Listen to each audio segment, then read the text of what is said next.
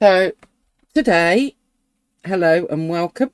I'm going to be sharing with you why I love Dr. P.H. Martin's Bleed Proof White so much. I've done some little swatches. So this is a watercolour and my Bleed Proof White on the top. This was quite dense cross-hatching with a fine liner, and my Bleed Proof White goes over the top perfectly. This was a Neo Colour 2, which is a water-soluble pastel crayon. It does go over the top. You do need it fairly thick sometimes, but it works. Coloured pencil. It works on top of coloured pencil. It goes over the top of acrylic. This was a pastel pencil. Worked over that. This was a gelato, Faber-Castell gelato, went over the top of that. This is a water-soluble Art Graph soft carbon pencil, and yeah, even so, we can go over the top. This is a Faber-Castell Pit Artist pen brush, as they're called. I think they're water-based. It goes over the top of that. This is a Molotow One for All acrylic marker, and it works over that. And then I've done a couple of swatches. This was cobalt blue mixed with the Bleed Proof White, which gives this gorgeous sort of pale blue colour. Then I did yellow ochre with the Bleed Proof White, and you get what I call a really comparable colour to a Naples, no, yeah, is it Naples yellow? Yeah, Naples yellow. And here I've just done 2 swatches of watercolour paint, and I want to show you how. Where's my brush gone?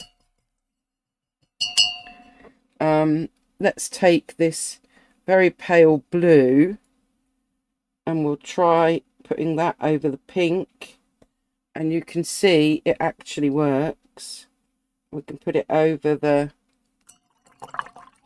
darker colour there. I can't remember what colour that is. And even this kind of Naples, is it Naples? Can't think what the colour, no, Jaune Brilliant is what I was thinking of.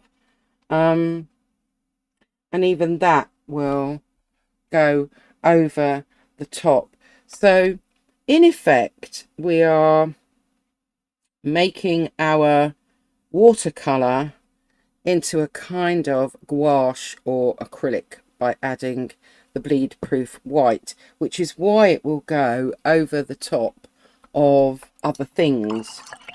And I think one of the reasons that it works so well, let's take the blue, where are we? Here we go. So if you think, yeah, I think that was the one. If I take my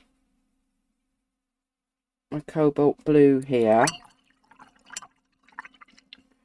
and I'm going to have to quickly dry it, obviously. Let's just quickly dry.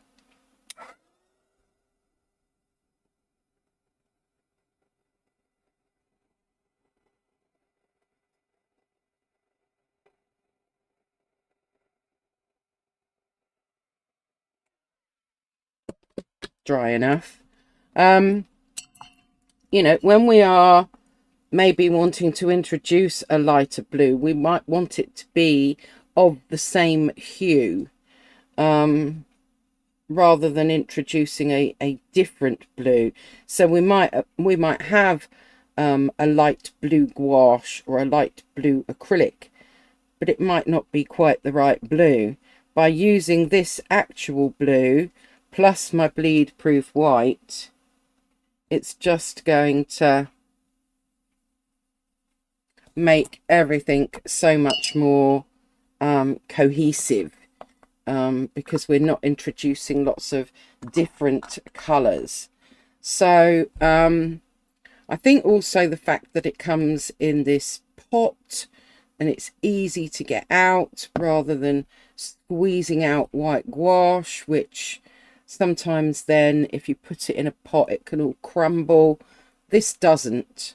So if I'm out and about, this is just perfect because it just re-wets really, really nicely most of the time. So this is my jar here, and hopefully you can see that there's like a hole in the middle, and right down the bottom there is where a lot of the water sits, where I've added water to it. And you know, that's just if I want it a bit more watery. The bits around the edge are a lot more creamy and a lot more acrylic like. So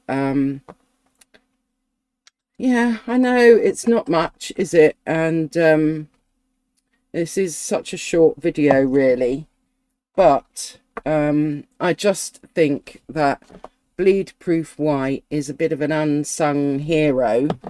I'm going to share with you a few of my paintings that hopefully that's going to come up. Yeah, there we go. So it's probably not fitting in that well. But anyways, that will... Oh, that's my background going.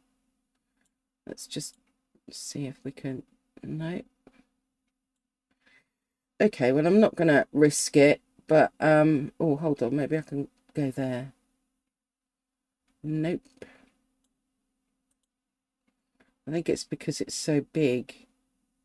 Can we go there? Nope. Right, I may be having to adjust this when I check the recording. But I think you get the gist here. I've used some watercolour pen in the background. I've got some Neocolor 2s. I've still been able to use my Bleedproof White there. Let's just see if I can find another picture. So on this picture, I actually tried out using masking fluid, leaving the paper white, and using Bleedproof White, and the Bleedproof White came out trumps. Let's have a look at a different picture. So on this one, the white feathers obviously would have been quite difficult to do without masking fluid. So yeah, I just used my Bleedproof White to get those feathers in on this little postcard. And this one, anything that's white on there was done with Bleedproof White.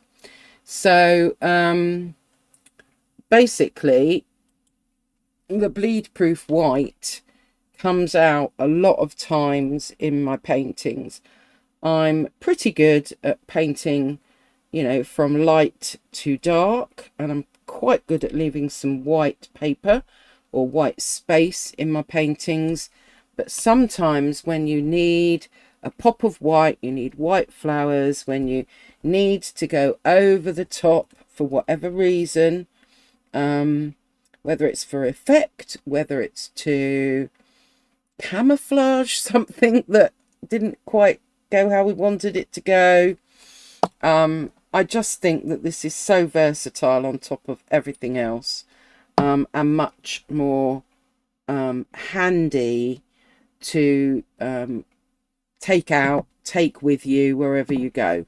So that's my little bit of praise for, and my friends laugh at me, but this is my Dr. P.H. Martin's Bleedproof White to the rescue. A bit like, you know, Superman. Yeah, that's this. I absolutely love this stuff.